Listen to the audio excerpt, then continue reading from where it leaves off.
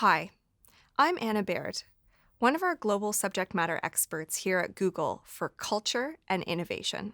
In my experience working in consulting and technology, and particularly in startups, I have seen the mindset of openness and transparency be key to the right foundations for innovation and creativity in the workplace.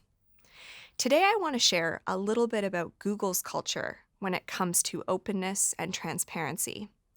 And the journey really starts with our founders, Larry and Sergey.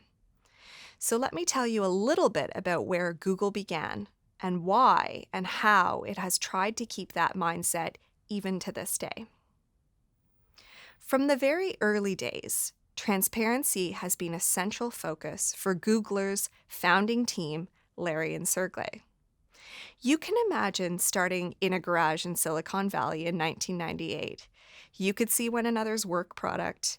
You would easily share assets and documents. You would have ongoing discussions to bring the team up to speed on your efforts. This is all logical when you are a handful of people working together. Like any company in growth mode, as Google grew up, keeping this openness was something the executive team wanted to champion. For Larry and Sergey, this meant walking the talk, and they did just that in company-wide meetings. This transparency started with our all-hands meetings, led by Google leaders.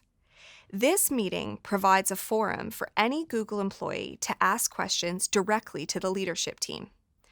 Making transparency paramount, sharing confidential financials and plans is baked into the all-hands meeting, now also known to Googlers as TGIF, Thank Google It's Friday. This is pretty impressive given the risk associated with this openness and transparency. But Larry and Sergey felt strongly that Googlers knew to keep information safe internally. Even more importantly, having such transparency allowed Googlers to see the real inner workings of the organization. Many employees remark that this transparency makes them feel like they have a direct impact on the business. Despite expansion and size of the executive team, the company-wide meetings have remained very open and transparent, including the sharing of projects that wouldn't be known to the street or external people. In some cases, press have gotten a hold of leaked information from these meetings. And yet, the executive team at Google have remained firm that this culture of defaulting to open is paramount to innovation, to creativity, and to allow Googlers to feel like they can have an impact at work. And while default to open was born in the all-hands environment, it didn't stop there. Beyond company meetings, the culture of defaulting to open has extended into how Googlers internally share information.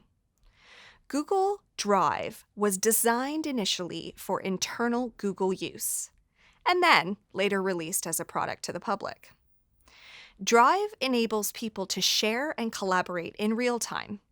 Employees can see other people's changes, edits, and suggestions live as they happen. But the real point here is that defaulting to open has taken on a whole new meaning as Google has created products such as G Suite and Google Cloud Platform.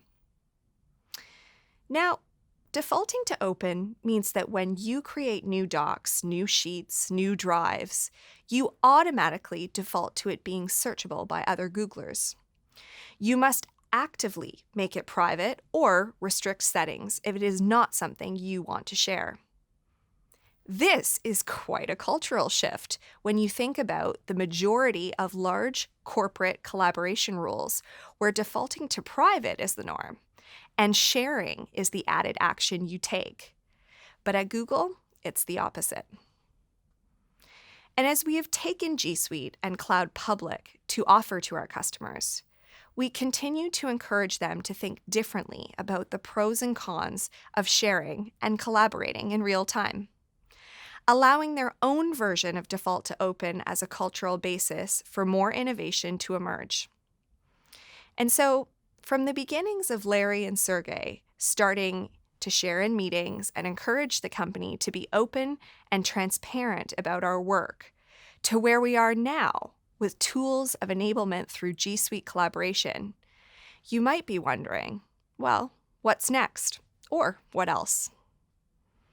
We have two specific examples of how the culture of default to open has evolved at Google. First, in our all-hands meetings now, we have a tool called Dory that allows any Googler watching from anywhere in the world to ask a question. These questions can be posted anonymously, voted on by other Googlers, are displayed live, and the leaders running the meeting answer the questions in rank order. That's a pretty cool way to be transparent about what information employees want to know. Our second example comes in the way of a debrief after projects are complete. We've developed the blameless postmortem as a way to have an open, honest, and constructive view on what did and didn't work in the project, all without placing blame on any one person in the project. Delivering the blameless postmortem as a team allows everyone to have a say and can be shared team-wide, division-wide, and even company-wide so that we can all learn from one another's experiments.